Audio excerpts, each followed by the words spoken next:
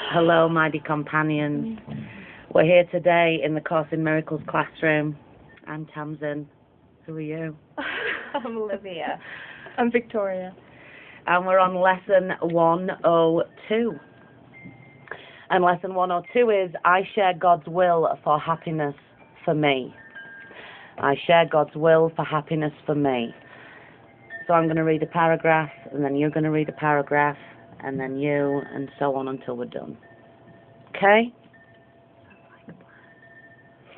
Lesson 102, I share God's will for happiness for me. You do not want to suffer.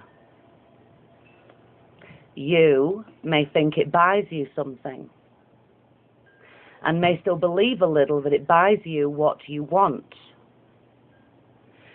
Yet this belief is surely shaken now, at least enough to let you question it, and to suspect it really makes no sense. It has not gone as yet, but lacks the roots that once secured it tightly to the dark and hidden secret places of your mind.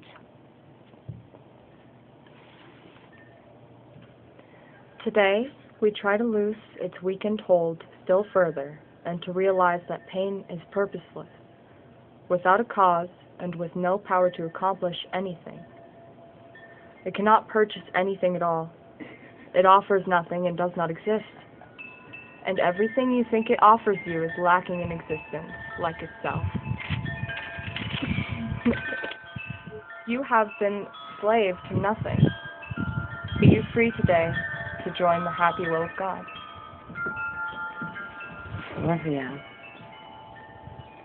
For several days, we will continue to devote our periods of practicing to exercise His plan to help you reach the happiness God's will has placed on you. In you. Threw you off. You did throw me off, all right? Okay, for several days, we will continue to devote our periods of practicing to exercise His plans to help you reach the happiness God's will has placed in you. Here is your home, and here your safety is. Here is your peace, and here there is no fear. Here is salvation. Here is rest at last.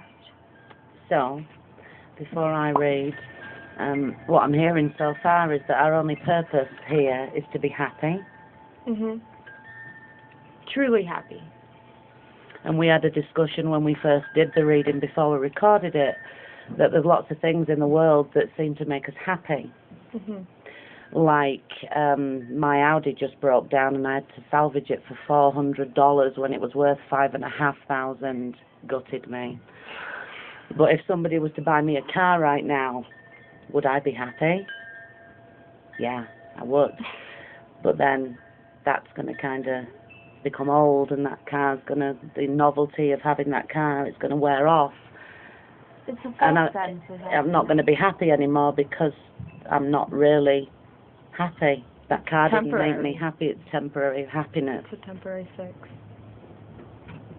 So what you said was what we're doing here is finding how did you word it? Just what true, real happiness really is. Yeah. It's something eternal.